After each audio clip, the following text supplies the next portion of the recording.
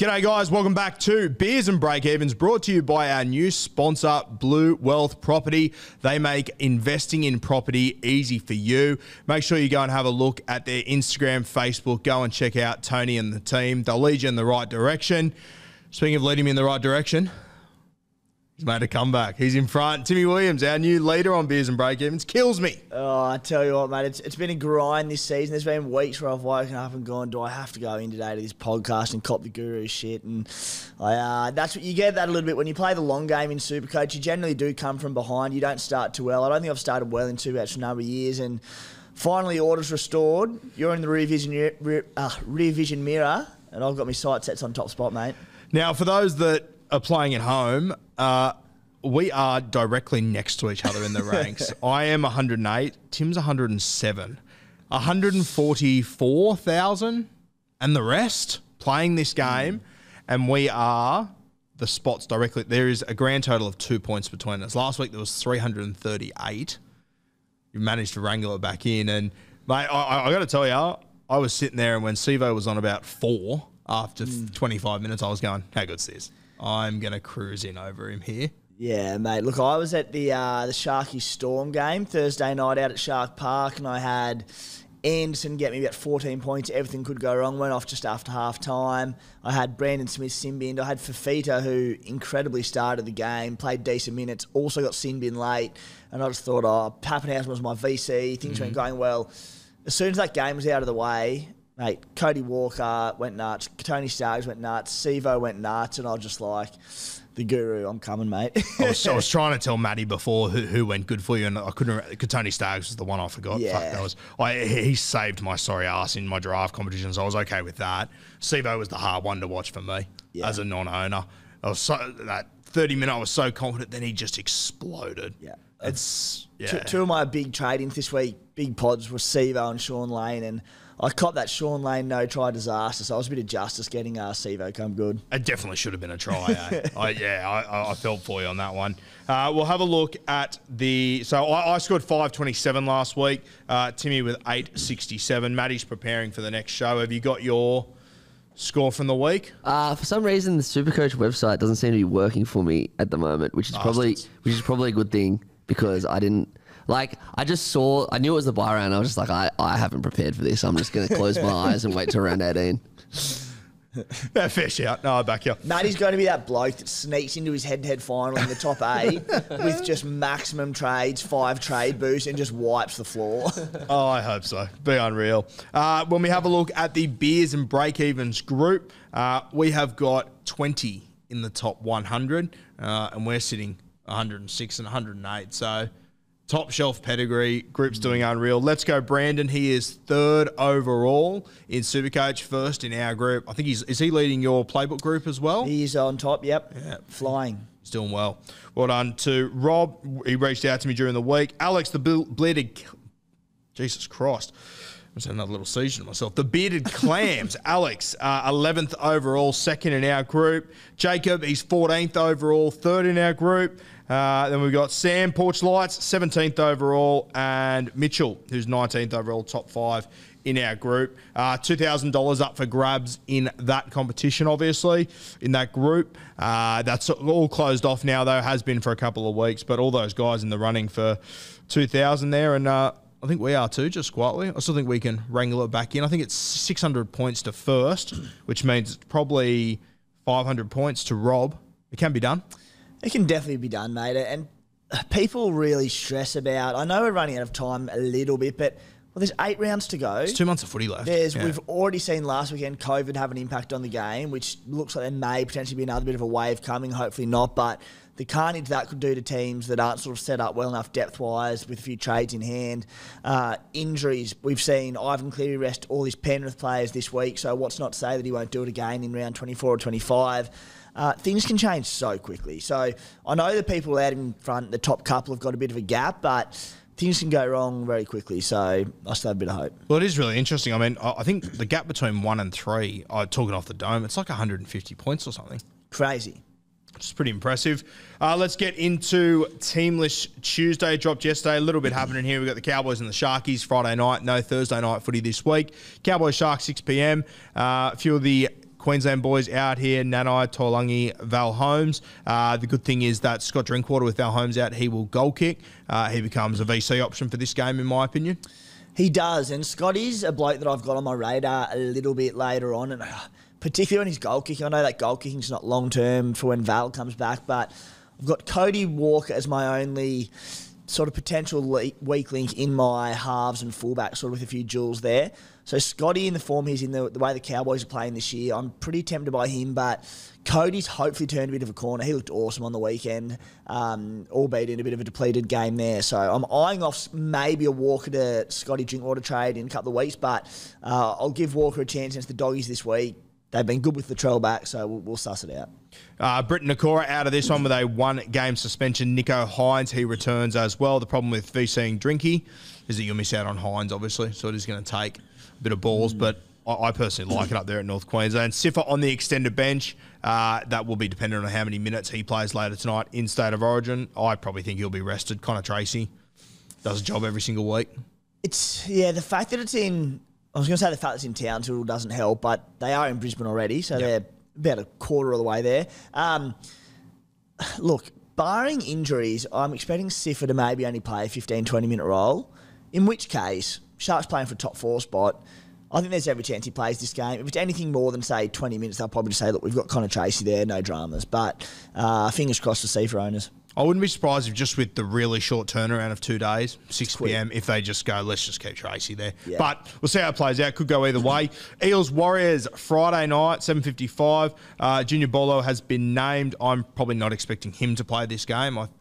I'd be shocked if Brad Arthur forces him to play. For the Warriors, Tohu's at prop, Jazz at 13. Aitken returns in the second row.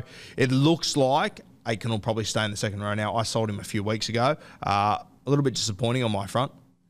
Yeah, look, I think people who did hold Aitken would be happy enough, but I also see him probably as a 60-point average on the run home. And with our CT dubs so stacked, back rows looking like a pretty stacked position as well, a few jewels to swing around there. I'm not sure there's the upside over blokes like To'os, Joey Marners, Ruben Garrix that I'd consider really playing him each week anyway. So I think he would have potentially been on the chopping block regardless. I will say this too. I've obviously got Volkman in my draft team. Fucking shocked me. And I was having a look through their draw. They have got some tough games. They've obviously got Parramatta, Canberra, Melbourne, South Sydney. Then they've got the Cowboys and the Panthers as well. So they are the sort of games that I think Aitken will be a reasonably safe 55 to 65. Yep. But it will be tough for him to get those higher attacking ceilings. Saturday games, Roosters, Dragons, 3 p.m. The Origin boys have been named for the Chooks. You'd have to assume that they all back up. I don't think they have a choice at the moment. Yeah, which is fantastic news for SuperCoach because there are so many relevant players. Also relevant for me is a non-Joey Manu owner who sold him off a few weeks ago for Brian Toto. Just that Manu at 6 concerns me. Manu at number 1 terrifies me. I also own Teddy, who I think can go big in this one. So, as you said, I think barring any injuries or decent sort of niggles during Origin 3, I think most of those Roosters players back up. The fact that you traded Joey Manu, it helps me get up in the morning. It makes me so happy that hopefully he will stay in that 6 jersey. We do wish Luke Keary all the very best, though. Matty Lodge on the extended as well. Now, doesn't really impact us SuperCoach-wise, but I'm sure as a guy that owns Teddy like yourself, Lodge coming into this side, he could have a big impact and it could have a domino effect on everyone else. Yeah, definitely. And I know they're completely contrasting players. We've seen the effect that Latrell's had on the Bunnies already in the space of 2 games. So while Lodge isn't going to have the same impact on the Roosters that Latrell has at the Bunnies, if he can help that go forward at the Roosters and that sets a better platform for the backs to work off. I mean, Teddy, as you mentioned it, Teddy, Manu, these blokes are just going to thrive. So I think good news all around. Yeah, Benny Hunt returns for the Dragons. Thank fuck for them. They desperately missed him last week. The Manly Seagulls take on the Newcastle Knights, 5:30 from Brookie. DCE has been named for the Seagulls. I also think they've got no choice but to force him to back up, essentially. And then you got Ruben Garrick, who's also been named, carrying a bit of a niggle. Seemed to struggle through last week, but he's been named as well. For the Knights, all their Origin boys have been named. Brayley starts, who we'll get to very soon, of course. Chris Randall, he's in the 19 jersey. Simi Sasagi in the 14. So Brayley, who we will touch on soon, one to keep an eye on. 7:35 Saturday night, the Titans take on the Brisbane Broncos. For the Titans, they've sold the farm. They finally made changes, and it's a lot of changes that we've been calling for on the Monday pod for 17 weeks. So good to see Aaron Booth at hooker. Very excited to see him go around. Jojo Fafita comes in. He featured in the under-19s the other night. Was a little bit quiet in that game, but he's got a heap of talent. And Tanner Boyd, they've picked him in his position. And it looks like he'll have Fafita out there as well, who is starting. So very exciting there. We'll talk about some of those guys soon. For the Broncos, Corey Oates and Carrigan on the extended. No Cobbo or Capewell. Oates, Carrigan. We're expecting to see them. What do you reckon? I think Oates has every chance. I was surprised that Cobbo was rested already. Maybe he is carrying a niggle of some sort. But wingers, particularly on it, I mean, it's a 3-day backup from Origin, so it's not ideal, but do tend to back up. Tell you what, Cobbo owners would be filthy, wouldn't they? It'd be a stinger. After the Knights, wingers put 8 tries on the Titans a couple of weeks back. Cobbo owners have been licking their lips for that, so that hurts. Yeah, big sting. Sunday afternoon, we got the Tigers taking on the Panthers. The Tigers, I mean, it's a mass change-off in this game. Both teams have had a real crack on Team List Tuesday. Hastings into the 13, which hurts Joe O. Pole, he's on the bench. And Matamua into the 2RF, who obviously got Simbin last week, but he looks to be a really talented kid. I had a look through his New South Wales Cup stats when playing 80 minutes on the edge. Not overly impressive. I think he'll be a 35 to 45 point player, so I probably wouldn't go chasing that trap. Joe O, though, is probably the talking point out of this one. We spoke about him last week. We sort of said that we don't overly trust Joe O long term. I can't believe I'm sitting here saying the reason that Joe O could be let down is because Jackson Hastings is their 13, though. This might be one of the great Tigers moves of all time, right? They're just fraught with danger, the old Tigs, aren't they? They're clearly shown that this season's a write-off and they're willing to try things to get prepped for the 2023 season, which makes you want to steer clear of any players. As you said, it does produce a little bit of opportunity potentially for a few cheapies, but I think surely we're at the point of the season where cash generation is not irrelevant, but not a big factor. But at the same time, we also need to free up cash to make other trades. So guys like Pole, who I know is one of the most traded in this week, still looks a pretty good player, even off the bench. Matamua, I mean, look, if he plays 80 this week and comes out and kills it, he can be a cash grab next week. But yeah. I just going off the eye test last week, I can't understand how they're not starting Pole. Yeah. Especially after they dropped Stefano. I thought he was pretty solid as well. So I think you'll see changes there. Speaking of changes, the Penrith Panthers, Origin boys, Gonski. So Cleary, gone. Brian To'o, which is owned by quite a few. I think To'o being rested makes it really interesting because I think everyone that doesn't have him, they want him. But a lot of people are trying to bring in Grant and Munster at the same time. Unless you've got a boost up your sleeve for next week, you're going to have to make a move on one of them this week. So I think I'm glad that you convinced me on To'o when you did. That's definitely paid dividends. Yeah, and you never know what's going to happen. All these restings, and you see like people might be looking at doing the double play of, say, Munster and Grant this week or getting one of them. All of a sudden, that's a lot of your cap or any money you've got stored away, chewed up very, very quickly. There might be an injury or two in the coming weeks to different positions, which might mean they have to put To'o back again.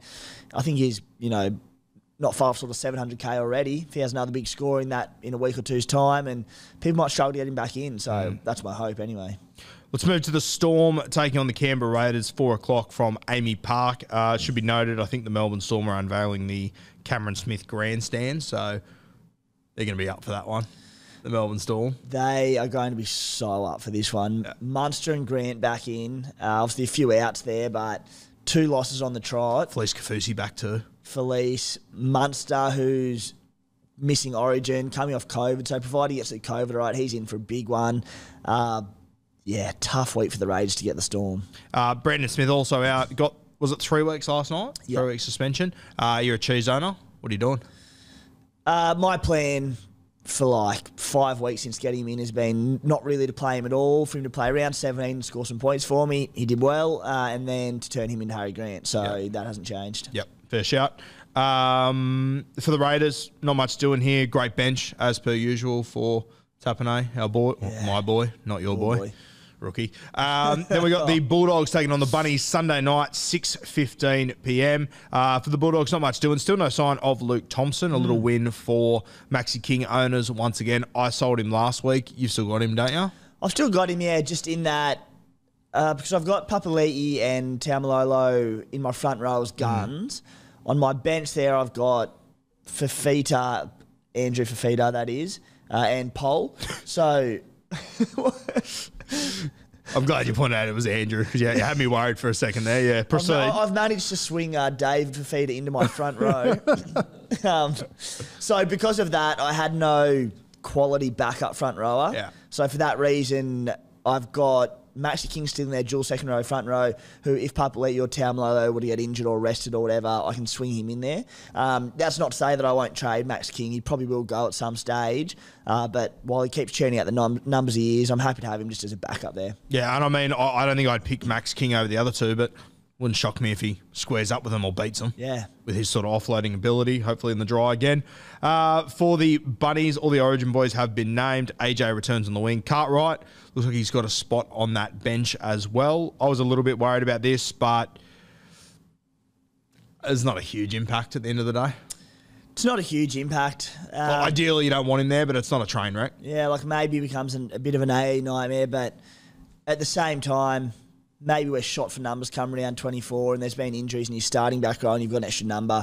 Maybe he's playing 40 minutes off the bench and pumping out 35 points and that becomes invaluable in round 24 or 5. So it can work both ways. Yeah.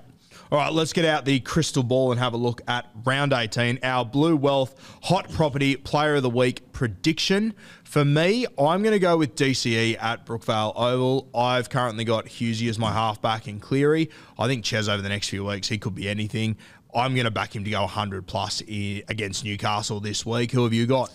I initially had James Tedesco, but having spoken about Cam Munster and the Storm side, just coming off 2 losses in Melbourne, him missing Origin, he's going to be so fired up. I know he's potentially carrying a few niggles in that, and I know the Raiders will be, well, they should be pretty well full strength. So it might be a tough one, but Munster is so fixture-proof, he could go nuts in that one. Mate, keeping Munster locked up in a hotel room, not drinking for 10 days. It could be like Homer Simpson when he lost the plot. That'll be unreal. Let us know in the comments, who's your Blue Wealth Hot Property Player prediction for round 18? Who's the pod that's going to go good?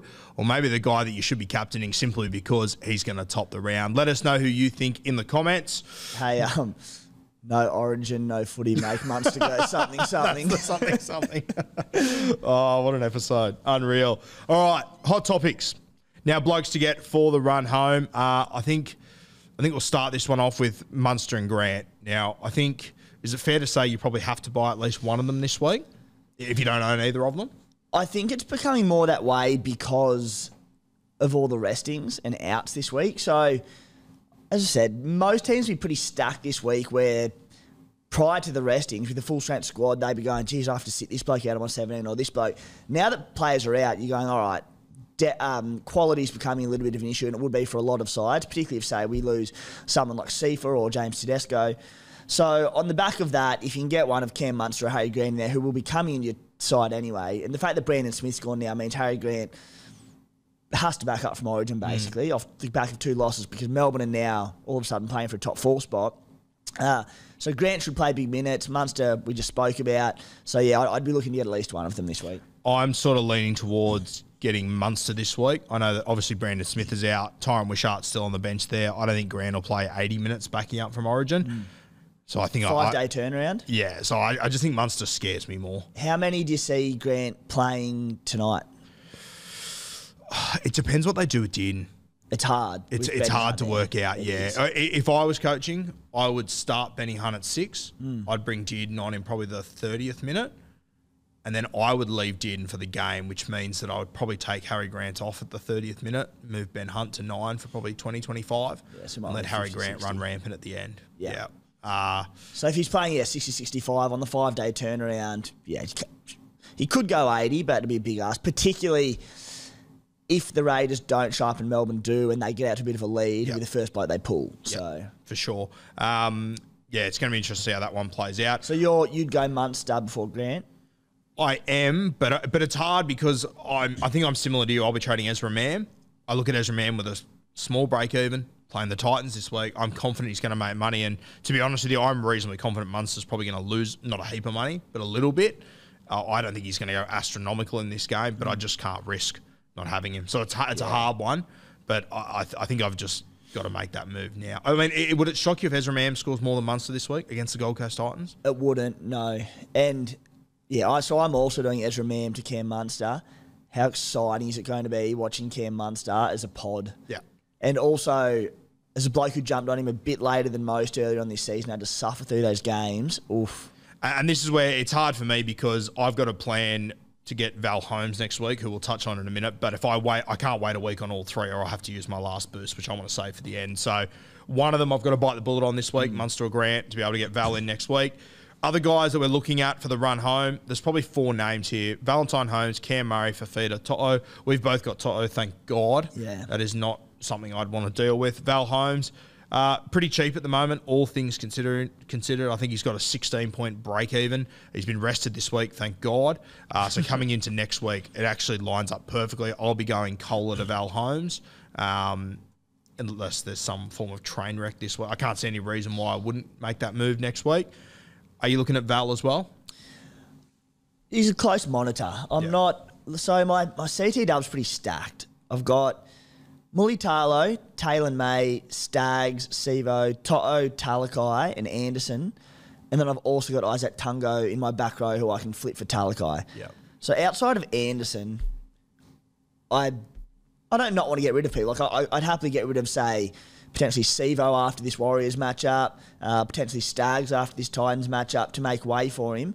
But as it stands, I can get 4 pretty gun CT dubs each week at least with upside. So there are a few I've got my eye on. Val's one of them, but I won't be looking to make any sort of rash decisions on another CT dub at this stage. Like the one that I would, and I don't think it'll happen, but could come in as soon as this week, is Joey Manu, who you mentioned before.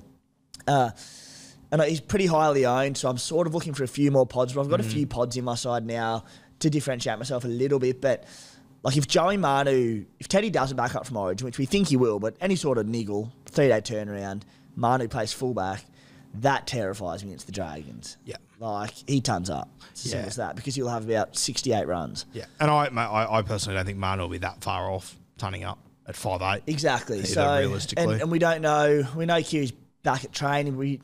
It's concussion. Like, we don't know how long he'll be out for. So at 5'8", he's just going to get so many touches. So maybe Manu comes in. I don't know. Yeah. I also think with Val Holmes, his run home, like they've got, he's not going to play this week against the Sharks, obviously, but then he's got Tigers, Dragons, Bulldogs, Chooks, Warriors, and then he finishes with South Sydney and the Cowboys, and the Penrith Panthers. It's a pretty good run with a couple of home games smacked into that run there too. So I'm set on Val. I'm bringing him in next week. I know which direction I'm going in.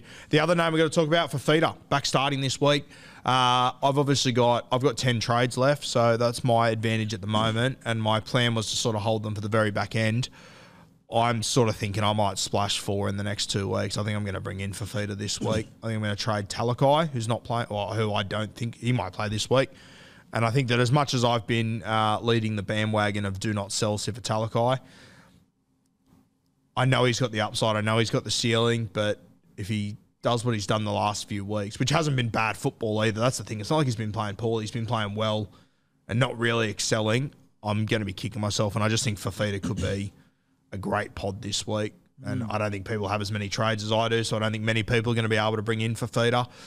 So that's the sort of move I'm thinking of running with. What are your thoughts on Fafita? I'm really keen on him. Probably not this week. So he's got the tough matchup against the Broncos, who I know they'll probably have a few, well, they've already got a few Origin outs, but it's still a good side. Does it concern you that he's only one game back from injury, played 54 minutes in that game, which is encouraging, so should be getting minimum that in this one. He did have the bye round to come good as well, but 2 games in the last, two and a half or so months. I mean, you can speculate about injuries and they may never happen, so I get that, but you didn't want to see him for one more game? Or? I just think I have to, and as much as we said at the start, we can pull in 600 points. I just think I've got to try and make a move here. That's my thinking. And, he played 54 minutes. He scored 49. Yeah. I mean, he's had a bye. He's had 2 weeks to prep. If he's not fit now, I'll be honest with you, I don't know how much an extra game is going to be change the landscape that much. And to state the obvious, he's got the ceiling of pretty well no other forward. So by doing that and allowing you other backs who also have ceilings, but we know he can go 150 odd. So he could easily come out this week and score a double and set one up and score 150 and just go, I'm a genius. I like that the Titans have just given it a shake-up too. Yeah. I really like Tanner Boyd in the halves. I think he can utilise Fafita a lot more. He can't get any less ball, can he? Sure, you'd fucking hope not. Good God, you would hope not. So right now I've got Fafita in my team. Whether I go through with it or not, we'll see, but I'm pretty sure that I will. Cam Murray and... Yeah, we'll talk about them a little bit later in a bit more detail. Should we get into some questions? Oh, no, actually, let's talk Darussi's stats, mate, because he's got a bit of a gold mine this week. What do you got for me? So the Great Man Ads has flicked through his article a little bit earlier for this week, which is good. So we've got the stats for the podcast. I'll just run through a couple of quick ones because I haven't had a good chance to go through, but there's some gold as always. He said, so quick, it explains itself. Latrell Mitchell, now owned by over 50% of the top 100 ranked SuperCoaches. Wow. Conversely, James Tedesco, now a genuine pod for those who held, at 10% of the top 100, 17% of the top 10,000. So, insane. That straight up, the amount of people that sold it. Wow. And I suppose it makes sense in that the top 100 in particular, because a lot would have flipped Teddy to Latrell. Yep. He banked that 100-odd last week. The second row forward is the other interesting position. So, Sean Lane, owned by 7% of teams overall, but 40% of the top 100.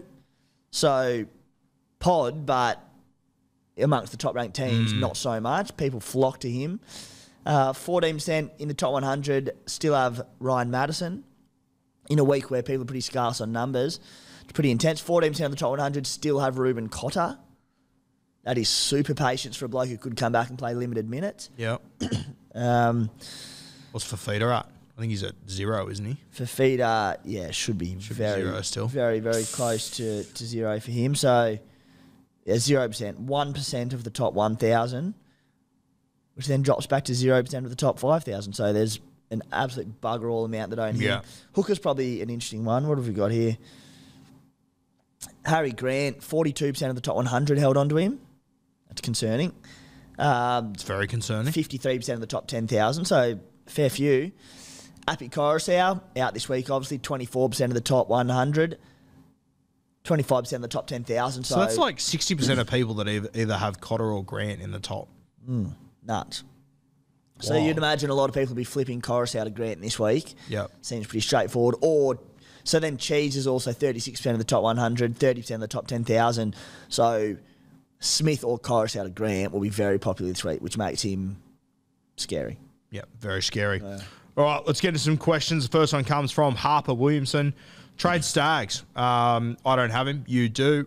He was your poster boy on the weekend. He was unreal in that performance. Good matchup this week. Are you looking to move him after that? I think if you've got Stags, I'd be really tempted to hold him, to be honest with you. Unless you move into a Manu, I'd be tempted to hold him. What are you thinking? What a headache, eh? Yeah, mate, because good matchups, bad matchups, it doesn't matter. Fucking whatever.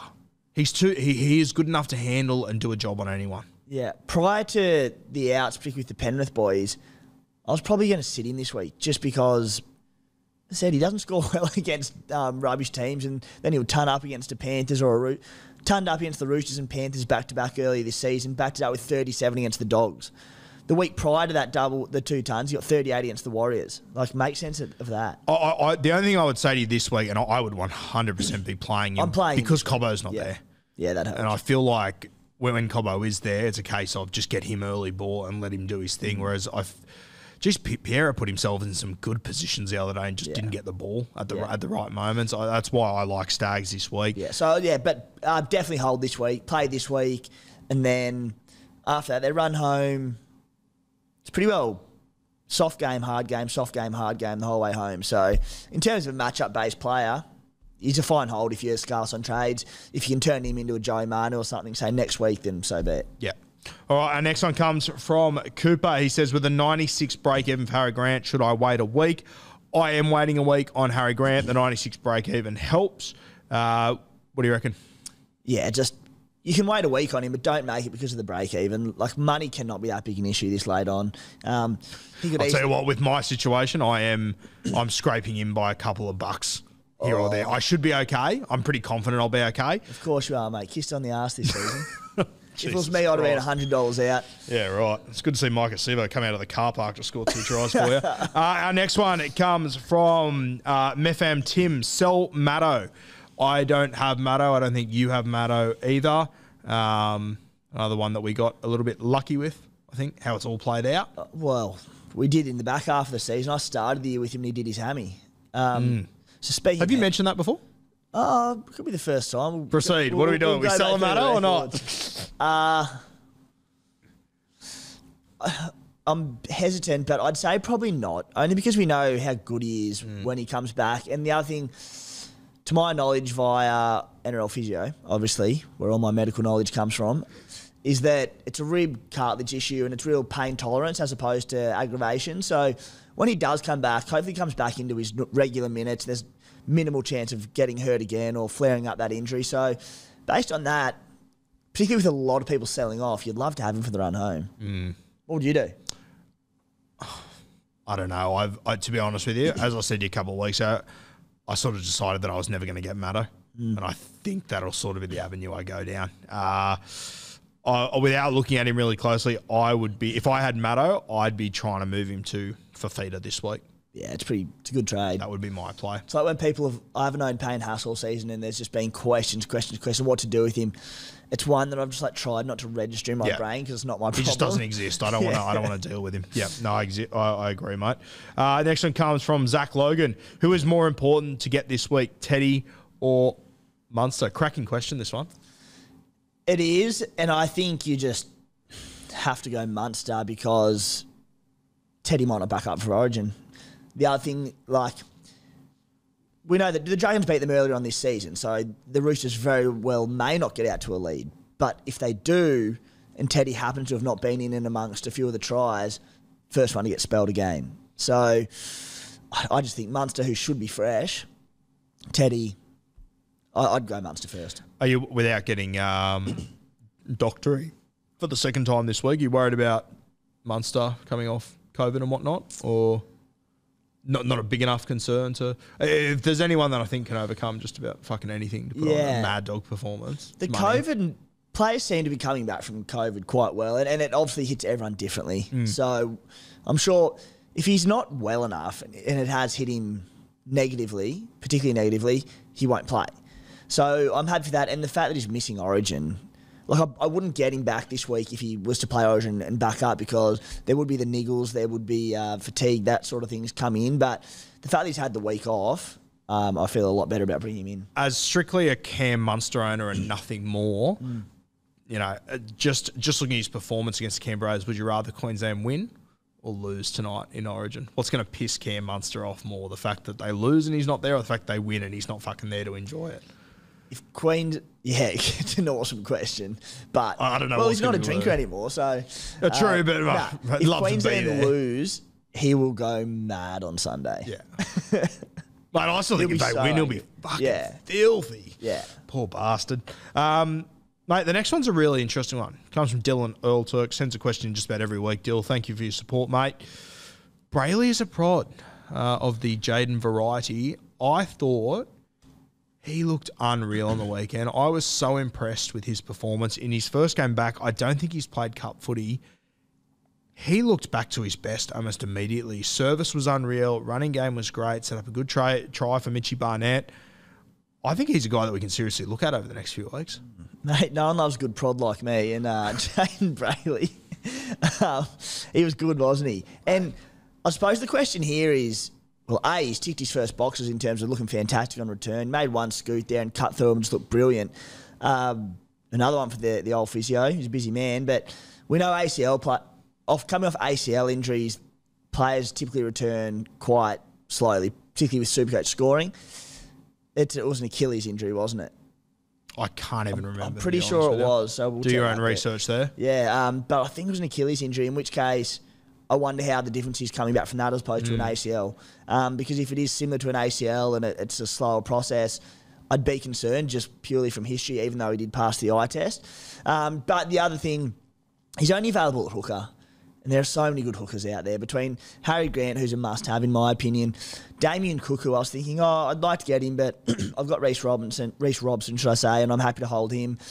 But then I looked at Damien Cook, and he's averaging like 74 this season in a bunny side that have been battling, and he now gets more go forward off the back of Latrell coming back. So I don't think it'll be good enough to beat out either of those few. Might be better than going Reece Robinson at hooker. I was waiting for that. All right. Let's have Gareth Kidd sends in too early for Fafita. We have already spoken about this. I don't think it is. I think I will go in this week. The more I talk about him, the more courage I get surrounding it. What do you reckon? What would you say to Gareth here? Well, particularly with your amount of trades, 10 to go, sweet. I think if there is any, concern over his body and any injury aggravation, then I had say maybe sub 6 or 7 trades, then I'd be concerned because you might have to get him out. If you get him this week and you roll the dice a little bit and he gets injured, you turn him into Murray or someone next week and it's all right. But for someone with low on trades, they'll battle. Yeah. Just while we're on this one too, I'll throw it to you. If I trade him for Fafita, I'll be trading out either Sifa Talakai or Angus. Sifa's the one, yeah? Yeah, I think so. Yeah. We spoke about Angus last week and his scores prior to the sin bin against Penrith, and they were all like 65, 70 plus on a tear. So, yeah, it'd be Sifa for me. Next one comes from Big Rog. He says, DCE, great pod for the run home. I've already said he's my Blue Wealth hot property player of the week for this week. What do you think of DCE? I've got Hughesy. I'm happy with Hughesy. I love him. But I'm looking at that run and DCE, and I think he could be really troublesome over the next few weeks. What are your thoughts? Yeah, like he's not just a pod, he's a super pod because if you get DCE, it means you're also brushing probably Nico or one of your fullbacks, maybe a Pappy or a Teddy or something, who are all going to be pretty highly owned players. So it's sort of two whacks there in terms of pod status. Far out and take a brave SuperCoach to get rid of one of those guys.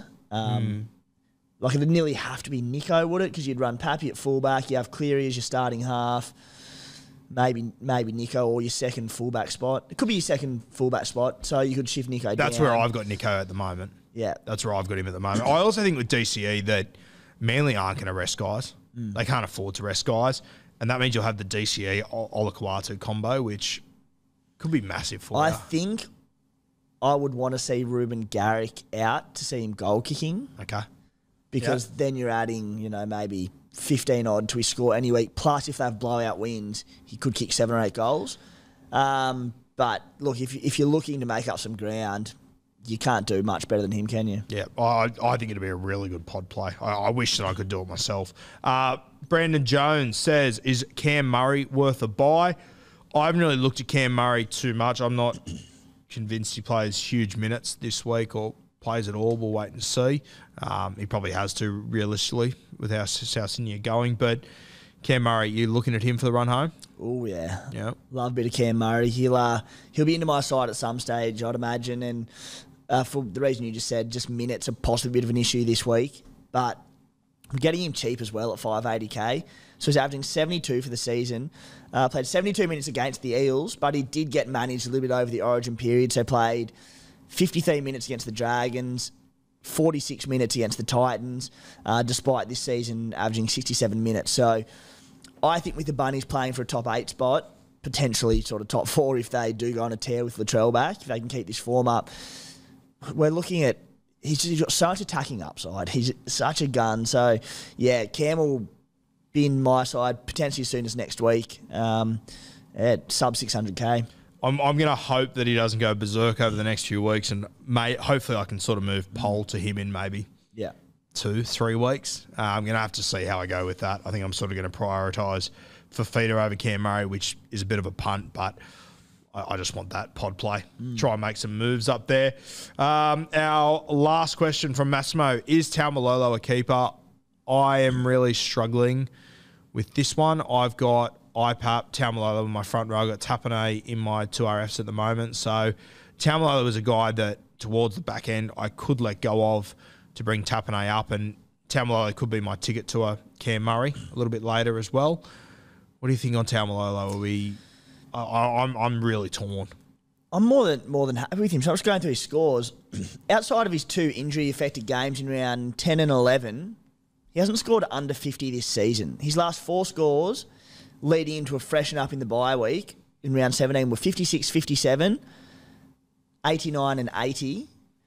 His 89 and 80, his base was 60 and 59 in those games. So he's basing 46 for the season, but that was with 2 injury-affected games where he played, 31 and 27 minutes. So his base is up sort of 50-odd. Hasn't scored a try this season. Looks like he's had 2 try assists. If it was only, say, available in second row, I'd be going, yeah, there's better options available in Murray's, for feeders, these sorts of blokes. But at front row, it's pretty solid. So in terms of burning a trade, I assume people and that fella will be looking at maybe getting Tapine in for him.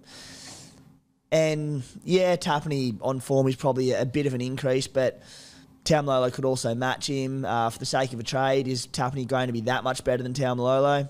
I'm not convinced. Ruben Cotter will return. I think that could hurt him a little bit. In saying that, Jordan McLean's out for, you'd have to assume, a couple of weeks if he's not playing Origin. I also think with Taumalolo, you mentioned there that Todd Payton did give him the little spell heading into the bye a few weeks ago. What's to say that he doesn't give him a little bit of a spell at the back end of the season? A few less minutes to have him geared up for finals footy. They also go to Penrith, round 25. I think that'll be a dead rubber game for both clubs, personally. So, yeah, I'm not as glued to Taumalolo being a keeper moving forward. It'll be interesting to see when Cotter returns how he goes, but I can see myself going to Cam Murray, who I think will definitely play round 25. As I said, if it's in the back row, and let's say you've got IPAP and Tapine in the front row, I should have probably clarified this earlier, and then you've got Taumalolo in your second row or on your bench in the front row, sweet, sell him off.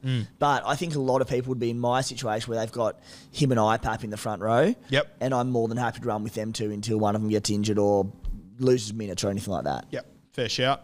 Mate, captains this week, that's all of our questions done and dusted. When we have a look at the draw for this week, we obviously spoke about that. We've got the Friday night game. You got Nicho Hines and Scotty Drinkwater there. Is it fair to say that I think the vast majority of people have a VC on one of those guys? Yeah, I think big chance that'll be happening. Yeah. And who's your captain option? What are you looking at here? My internet's Look, I know he's got a few injury concerns, old little Pappy, but I just think Pappy is averaging 95 this year. We touched on it last week, but prior to last week was it 5 of 10 games or something where he'd turned up in Melbourne, getting plenty of players back, namely Cam Munster, Harry Grant. I find it really hard to go against Pappy. What are you thinking? I'm thinking Pappy, but if I was a Teddy owner, I'd be half looking at him. Joey Manu's another one that I'm going to consider. I don't think I'm going to have the balls to do it. But I think both of those, I mean, it wouldn't shock me if we get here on next Tuesday, Wednesday, and one of those two has topped the round. Yeah, and Teddy does tempt me, especially now that he's so lowly owned and so many people obviously traded off, but I don't know, Pappy's just a different beast. He can go so big so easily. Yep. And I'm very confident Melbourne get up for this. In saying that, the Raiders play that grindy style of footy where it could be a low scorer. I think earlier on in the season, they play, was it this year or last year? I'm trying to think. And Pappy played against them down in Canberra and only scored 50-odd. 39. There you go. So, look, I think it'll be Pappy. I think those Parramatta boys against the Warriors at CommBank Stadium too. It's a punt. But yeah. There's options there. If I had Mitchy Moses, I'd be super tempted. Yeah, and even, some of the Manly boys, you got Garrick and DC against the Knights.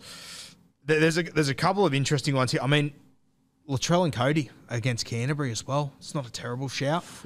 I think this will be a really interesting week, especially if Pappy and Hines go quietly. Yeah. This could be the week that really separates a lot of people as far as captains go. I'm hoping the Drinky brains it with the goal kicking. Mate, is there anything else to touch on? No, mate, I think we've covered a lot for the week. All the think important you're going to hold your lead next week? I'm certain I'll hold my Just a lead draft next player coming out here, having a go, taking on one of the biggest classic players the game's ever seen, and just holding his own, you know. Reach out, Walt Disney. I'm ready. Make sure you go out this weekend, grab yourself a case of Bloke in a Bar, best drop in the land. And thank you to our new sponsor joining us, Blue Wealth Property. We'll put some details in the caption, bio, whatever you call them, below. For you to go and have a look at what they do, check them out. Go and talk to Tony and the team. They'll take care of you. Good luck this week, guys. Best of luck with your captains and everything and trades, and hopefully a couple of injuries for everyone. It'll be great. And we'll see you next week. Cheers, legends.